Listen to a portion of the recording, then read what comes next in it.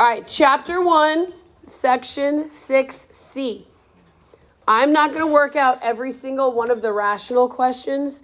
If you guys have a question about the rationals in your actual homework assignment, I put in Miss Corey's video from last year where she worked out all of the rational ones. But we talked today, and there's no reason to work them all out because it's kind of redundant. So we're going to do 3 of them.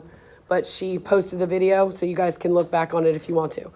But we're going to talk today about solving rationals, and we're going to talk about absolute value. I know in Algebra 1 regular, they're doing absolute value now, so you guys have seen this. Nothing is new, so you guys will be fine. We've talked about solving rationals 100 times. Rational is just a grown-up way to say fraction. Boys, quit. Rational is a grown-up way to say fraction, and we have to make sure that our answers do not make the denominator 0. Okay? So how do you solve a rational equation? You find the LCD. You get the denominators to be the same. Once they are the same, we can cross them out. You don't have to worry about them anymore. But you have to check for extraneous roots. What does that mean? You have to check to make sure whatever x value you get, you plug it in the denominator. Make sure the denominator does not become 0.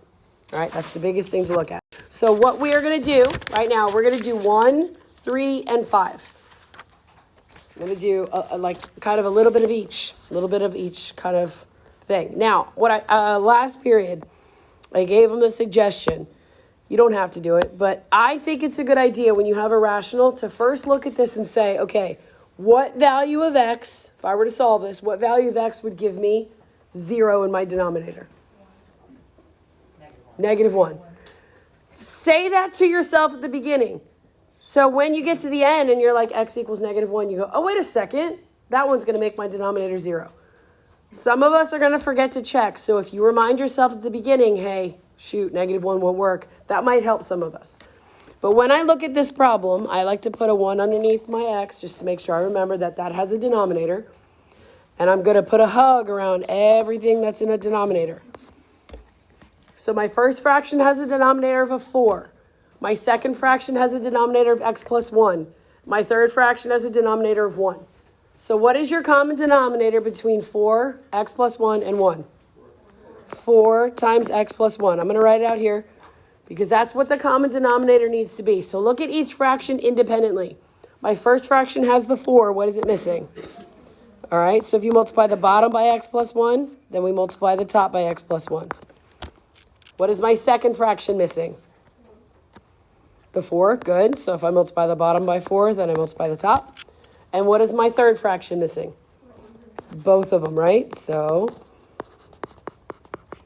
now, guys, once everything has the same denominator, do I need to consider the denominator anymore? No. So I just now have a very simple linear equation that we've done 15,000 times.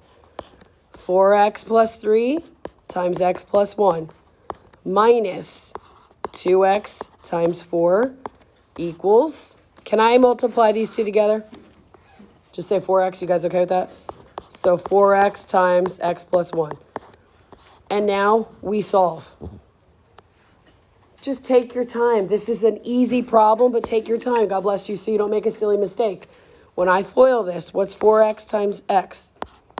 4x squared, 4x times 1 plus 4x, 3 times x plus 3x, and 3 times 1 plus 3. Everybody good? Okay, so then I have minus, what's 2x times 4? 8x, good, equals, and on the other side here, I have 4x squared plus what? Plus 4x. Can we combine anything on the left-hand side? 4x plus 3x is 7x minus 8x. So I have 4x squared, good, minus x plus 3 equals 4x squared plus 4x. If I have x squareds and x's, that means it's a quadratic and we should move everything where? To one side. Good. So I'm going to go ahead and subtract 4x squared and subtract 4x. So minus 4x squared minus 4x. What's 4x squared minus 4x squared? On both sides, good. What's negative x minus 4x? Negative 5x plus 3 equals what? 0. Okay? Next step. I'm going to subtract 3 from both sides. So negative 5x equals negative 3. So what's x equal? X equals 3 over 5. What is important about x equals 3 over 5 as my answer in regards to checking? Is that going to make my denominator 0? No, so we're good to go. But I think it's a good idea at the very beginning to just kind of say, hey, what value or values would make my denominator 0? All right, let's move along to number 3. Look at your denominators. I have an x minus 2. I'm going to put it in a parenthesis. I have an x plus 2. Put it in parenthesis. And what should I do with x squared minus 4?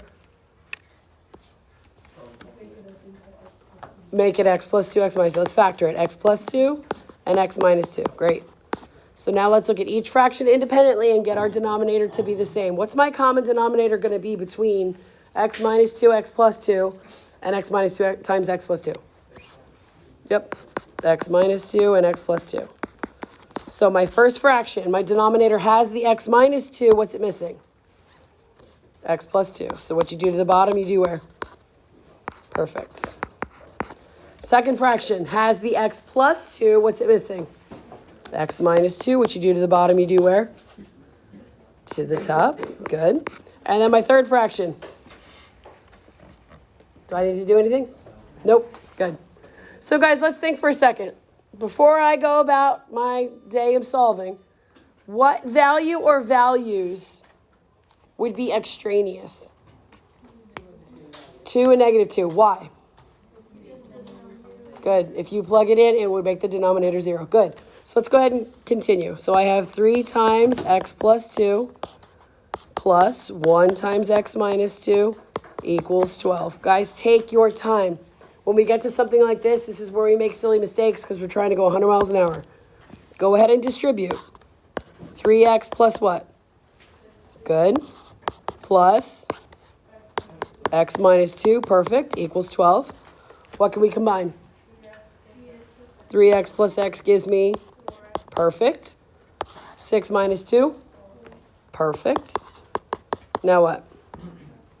Subtract the 4 from both sides. Awesome. So 4x equals what?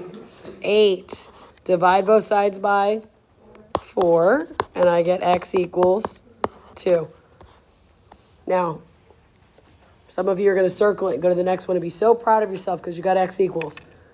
What is my answer here? Why is it no solution? Because when you plug 2 into your denominator, what happens? It becomes 0. So you cross that out and you tell me, oh, wait a second, no solution. Don't just leave it uncircled and then say, well, I didn't circle it, so I knew it was no. No. Make sure I know that you know it's no solution. If I plug in a positive 2 right here, what's 2 minus 2? 0. As soon as your denominator becomes 0, then it becomes undefined. So that's why. You guys got it? All right, let's go to number 5, please. Again, I want to look at my denominators first. And I want you guys to understand that x and x plus 1 are 2 very different denominators. It's not just, oh, I have to add a 1. It's not the same thing. One denominator is x, and one is x plus 1. What can I do with my last denominator?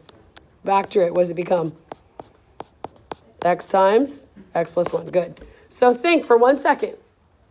Are there any values that would, for x, that would make your denominator 0? Negative 1 and 0. So just keep that in the back of your mind. When you solve, if you get negative 1 and or 0, you should be like, oh, wait a second. I just said that to myself. That's going to make my denominator 0. All right, so look at each fraction independent. Excuse me. My first fraction has x plus 1 in its denominator. What is it missing? The x. Good. So if I multiply the bottom by x, then I'm going to multiply the top. My second fraction has x. What is it missing? x plus 1, perfect. So what you do to the bottom, you do to the top. And my last fraction, missing anything? Nope. I know you guys are working ahead, that's fine. So I'm going to go ahead and write my x out in front here. That's how I like it. So x times 4x plus 3 plus 2 times x plus 1 equals 1. What do I do with my x out in front? Distribute. So this becomes 4x squared plus 3x. What do I do with my positive 2 out in front? Distribute. So this becomes plus 2x plus 2 equals 1. Can we combine anything on the left-hand side? 3x plus 2x is what? 5x. Good. And then do you guys agree I can subtract 1 from both sides here? Okay. So I have 4x squared plus 5x plus 1 equals 0. We have a quadratic, guys. We know a couple different ways to solve. We complete the square, quadratic formula, all the good stuff. What should we try to do first? Try to factor. A times C, 4 times 1. What are your factors of 4 that are going to multiply to give you 4 and add to give you 5? 4 and 1, okay? So you have 4x squared plus 4x plus 1x plus 1 equals 0. So group the first two, group the second two. What can you take out of 4x squared and 4x? 4x, good. You're left with x plus 1, perfect. What can I take out of positive 1x plus 1? A positive 1, good. And then I'm left with x plus 1. So look here, I have the same parenthesis. I have x plus 1, and then my leftovers get their own parenthesis. 4x plus 1 equals 0. And after we factor, what do we do with each piece? Set each piece equal to 0. So x plus 1 equals 0. 4x plus 1 equals 0. So x here equals negative 1. And here x equals what? Negative 1/4. Are we so proud of ourselves? We're going to pat ourselves on the back and move on. Why not? You got to check. What happens when I plug negative 1 into this beautiful equation? Denominator becomes 0, so that one doesn't work. Negative 1/4 we're good with. Good. Guys, we've been talking about solving rationals now. I think this is like the third or fourth time we've seen it. I get the first time it was kind of like, oh man, it's been a minute, but we've been doing it enough. This should be pretty self-explanatory. All right, we okay? All right, moving on. Somebody tell me something about absolute value. Absolute value is always what? How come? You can have negative distance. Okay, I agree with you, but explain to me why that has anything to do with absolute value. Because it's on a line. Okay. You're right. No, you're on the right track. But so many of you are like, oh, absolute value is always positive. But why? Chris Weiser, tell me. Tell me. Because it's like the distance from 0 like less than 1 makes them Okay, so, well, think about it. Good thinking. Here's a number line. How many spaces is positive 2 from 0? It's 2 spaces. Which direction? To the right, okay. Well, how many spaces is negative 2 from 0? Oh, it's 2 spaces. But which direction? Left. So absolute value is always positive because it's the distance a number is away from 0. So Anthony, you are correct. So I just want you to articulate it. But that's why absolute value is always positive. Sometimes we just memorize it's always positive, but I don't really understand why. Absolute value is the distance a number is on a number line from 0. So when we're talking about solving absolute value, you got to make sure the absolute value, first of all, is by itself. And then in order to solve, we're going to remove the absolute value bars, set the equation equal to the original answer and the opposite of the original. So if the original answer is positive, then you set it also equal to the negative, okay? Solutions have to be checked, guys. Not all solutions are going to work every single time. You have to check. And then there's going to be some special cases. So let's go through these. First two are super duper easy. Is my absolute value completely alone? Yes. So you can say, all right, so I can go ahead and solve this. I'm going to have two different equations. I'm going to have 2x plus 1 equals 5, just the original. And then I'm going to have 2x plus 1 equals negative 5. You set it equal to the original answer, and then the opposite. So now when we solve, I'm going to minus 1 from both sides.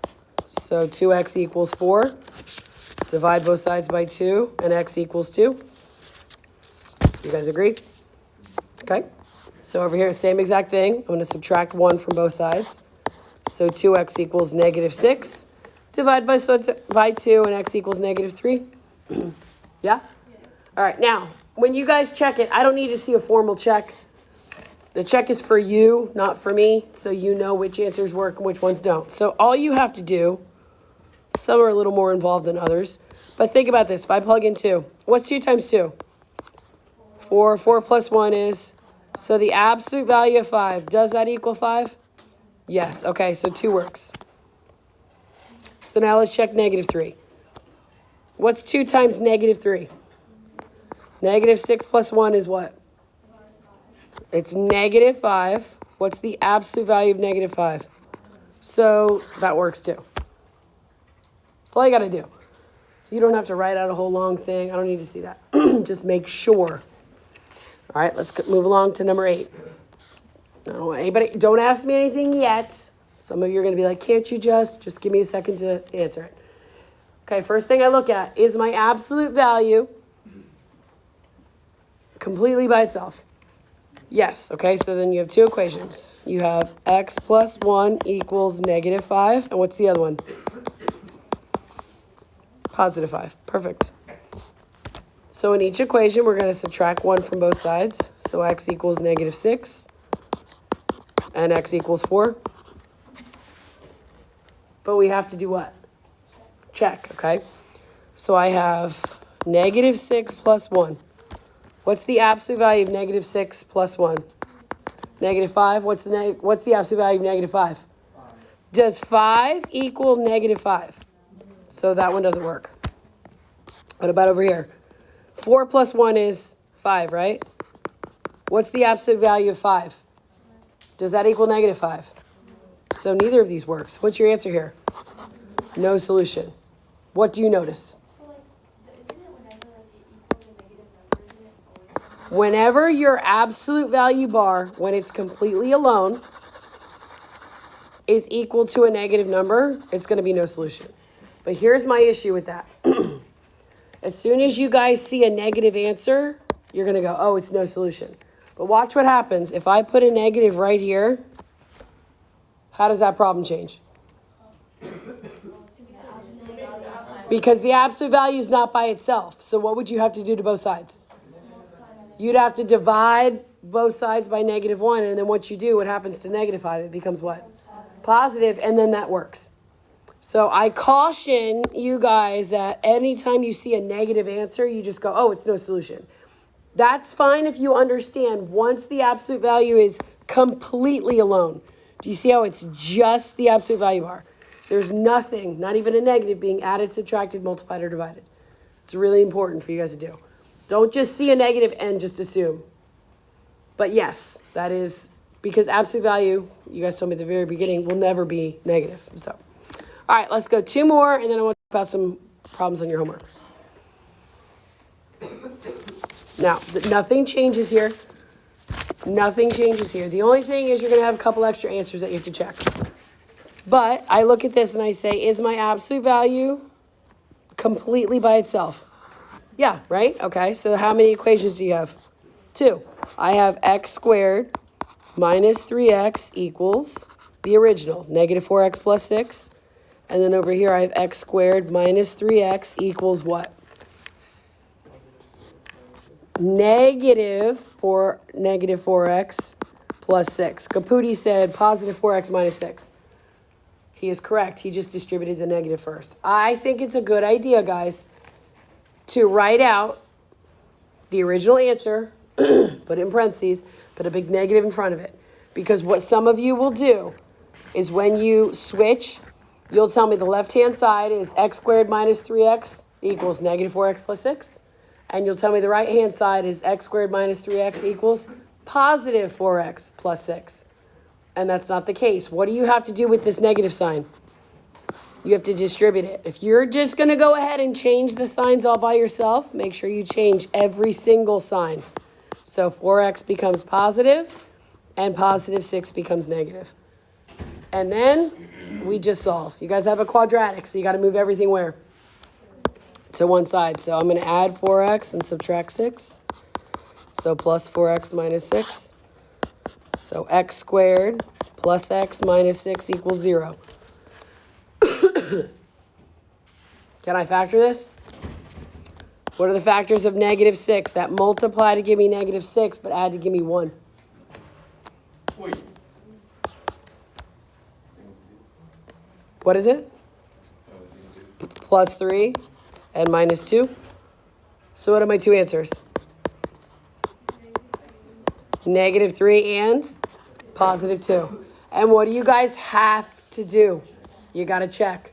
They both are not going to work. You got to check. You got to be careful with signs, and you got to check. Uh-huh. Why doesn't the x squared and negative 3x become positive? You keep the left-hand side of the equation the same. Oh, Whatever's in the absolute value, you keep it the same. and the other side is with the... Uh-huh. The one stays the same, the signs change. So guys, when you plug in, when you go to check, y'all check. Tell me which answer works, which one doesn't. Negative 3 works or 2 works? Negative 3 what? Works. What about 2? It does not. You have to check. So now we're going to come over here. We're going to do the exact same thing. We're going to solve. Move everything to one side. So I'm going to subtract 4x and add 6. I'm going to subtract 4x and add 6. So x squared minus 7x plus 6 equals 0.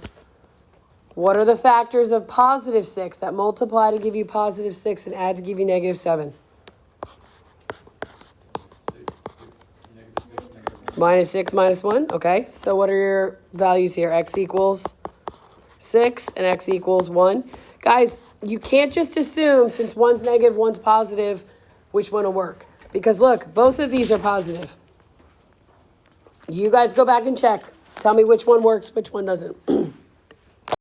Which one works, which one doesn't? One works. And 6 what? Does not. Okay.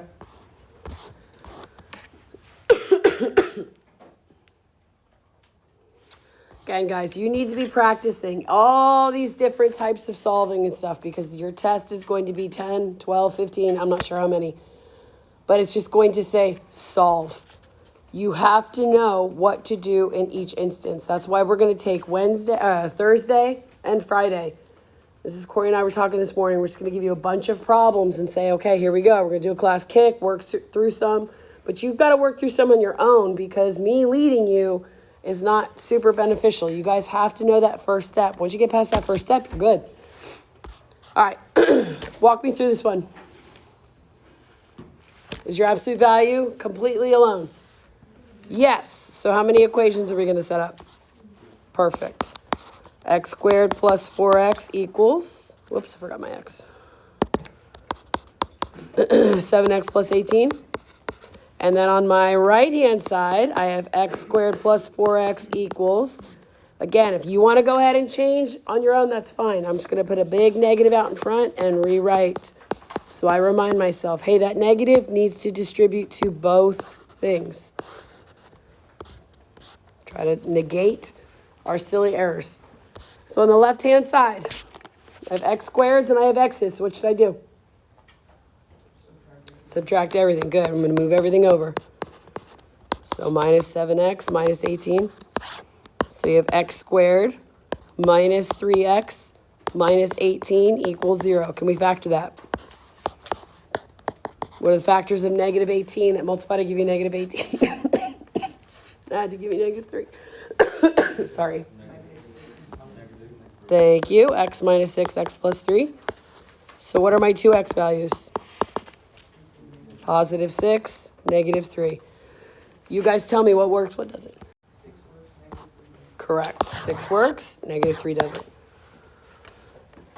I know you've already moved on. Yes, ma'am. Generally. But let's just always check everything just to make sure. All right, so I have x squared here, plus 4x. I'm not going to move it yet. So I have negative minus 18. I have x squares and x's. What should I do? Okay, I'm going to add everything over. So x squared plus what? X squared plus 11x plus 18 equals 0. What are my factors of 18? 9 and 2. So my 2x values are, what are my 2x values? Negative 2 and negative 9. Perfect. Plug it back in. Tell me what works. Tell me what doesn't. Tell me. Don't whisper. Negative 2 what, Priscilla? I need you to be confident in yourself, my dear. You are correct. Negative 2 works. Negative 9 does not.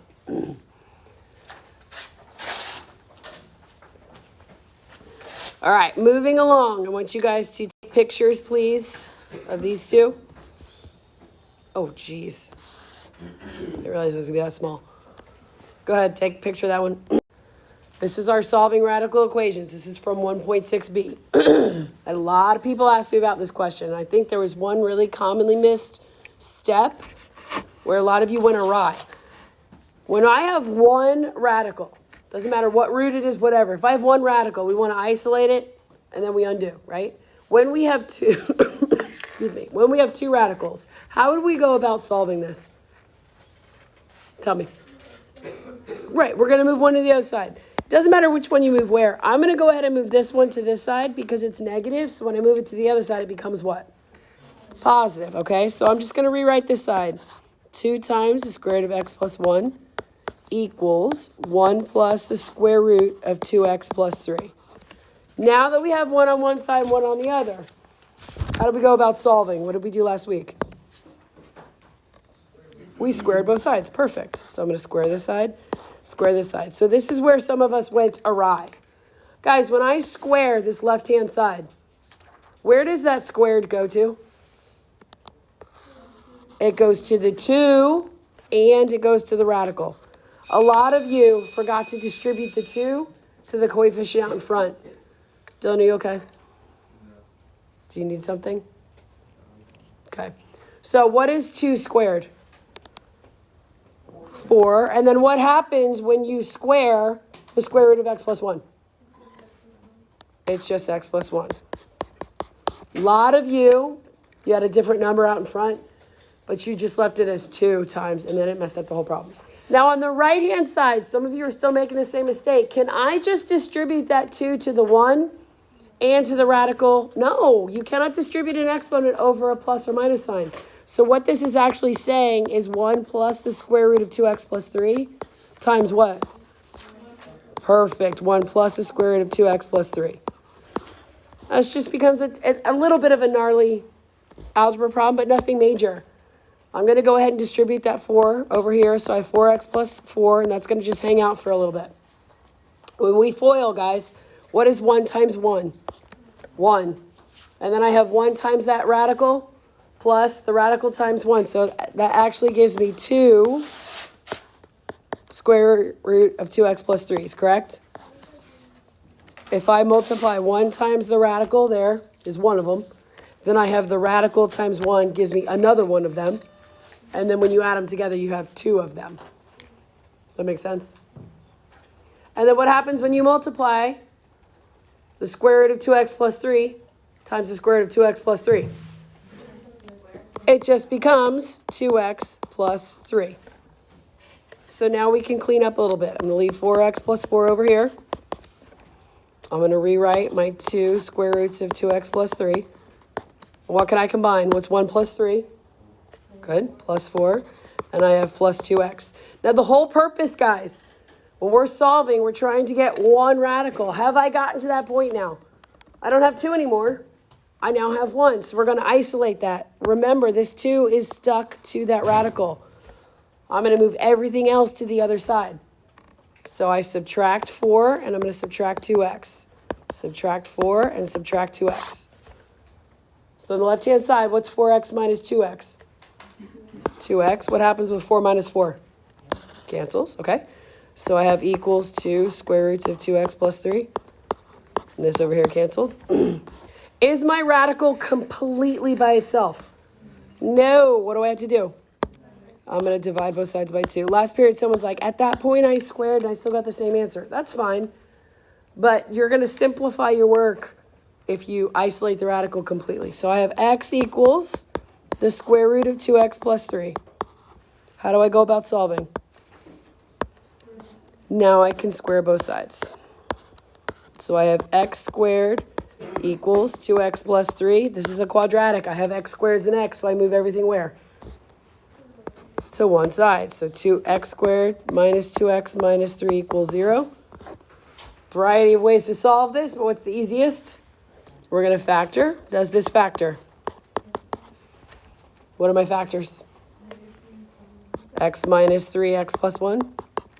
So what are my answers? X equals 3 and x equals negative 1. Now, some of you got this far. Look, that's a lot of work. I know it's a lot of work for one problem. But you got this far, you put it into WebSign, and it told you it was wrong. And then you did it on Mathway, and it told you that x equals 3 was the right answer. Why is that? Yep, if you plug in x equals negative 1, it does not satisfy the equation. I know. You guys are like, seriously? Yeah, you'll be okay. Yes, ma'am. Guys, look, when you check this, if I plug in negative 1, I have negative 1 plus 1 minus the square root of 2 times negative 1 plus 3 equals 1. What's negative 1 plus 1?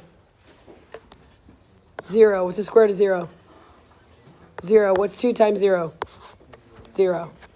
Minus, what's 2 times negative 1? Negative 2 plus 3 is? Negative 2 plus 3. So I have this. What is the square root of 1, guys? So I have 0 minus 1 equals 1. What is 0 minus 1? Does negative 1 equal 1? No, that's why negative 1 doesn't work. If you plug 3 in, it does work. So just check. Check. All right, how many of you, on number 2, remember this was like 16 and 17, how many of you, without the help of Mathway, even got close to solving this problem? All right, that's okay. Some people last period said, how come you can't do the let u equal? Guys, the let u equal, that works when you have, hold on. You say you did it but got it wrong? Like I did it, but I got it wrong. Like you try, but you tried. What'd you try to do? I didn't even try. I know. I did so much work too. Hold on. Fabi, and I think Luke, you're going to tell me the same thing. Does anybody see a GCF? X minus 1 to what power? Look, can I divide out x minus 1 to the 1/2? Here, x minus 1 to the 1/2. No. Okay, so think about that. I hope this was a thinking question. Mrs. Corey and I were talking about it this morning. She said, I put that on to see if they were going to think. Okay, those of you who that did, fantastic. Just relax, guys. I'll show you how to do it. We talked about it this morning. I don't think one like this is going to be on the test. You guys already have enough on your plate. But when you factor out the GCF, we bring this out in front. So what happens when you are dividing out, you subtract exponents, right? What's 1/2 minus 1/2? 0. Okay, so this cancels out. You're just left with 7x. And then subtract exponents. What's 3/2 minus 1/2?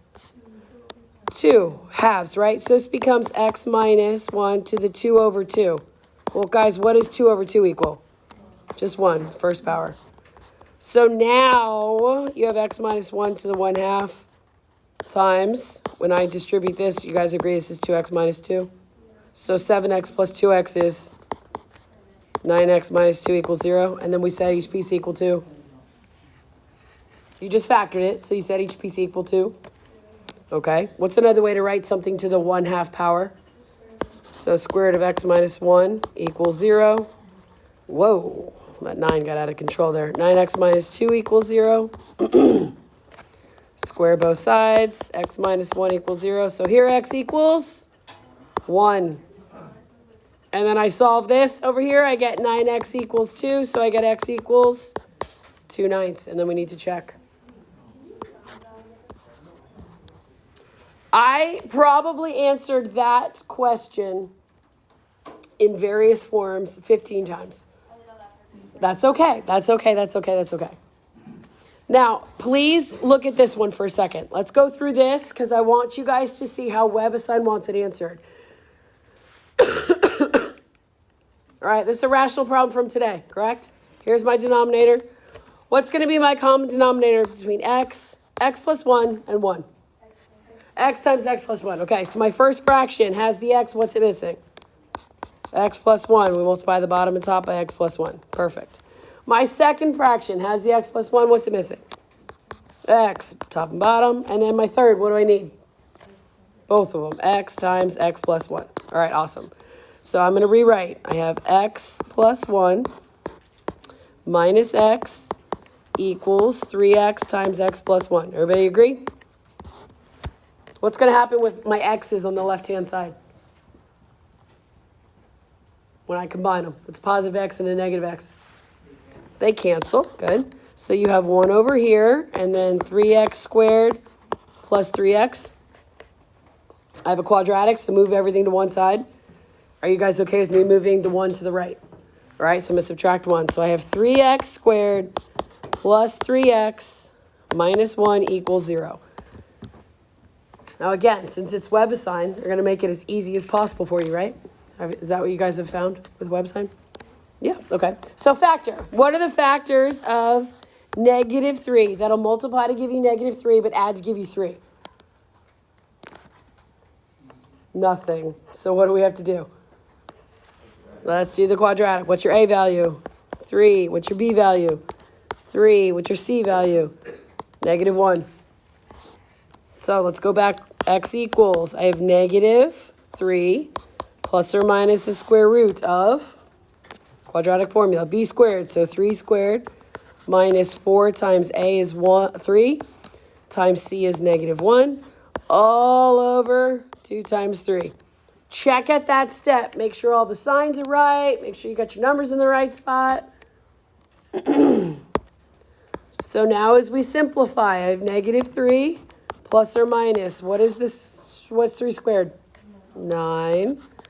-4 times 3 times -1 plus 12 over 6. So -3 plus or minus. Is this going to be a real solution or imaginary?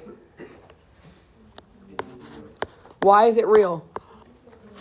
Because what's underneath the radical is what? Positive. Okay, so the boy came to me and he said, I have put this in 10 ways and I can't get it right. WebAssign keeps marking it wrong. Mathematically, he was correct, but look how WebAssign wants the answer input. They want 1 over 6 and then -3 minus the square root of 21. And then they want 1 over 6, -3 plus the square root of 21.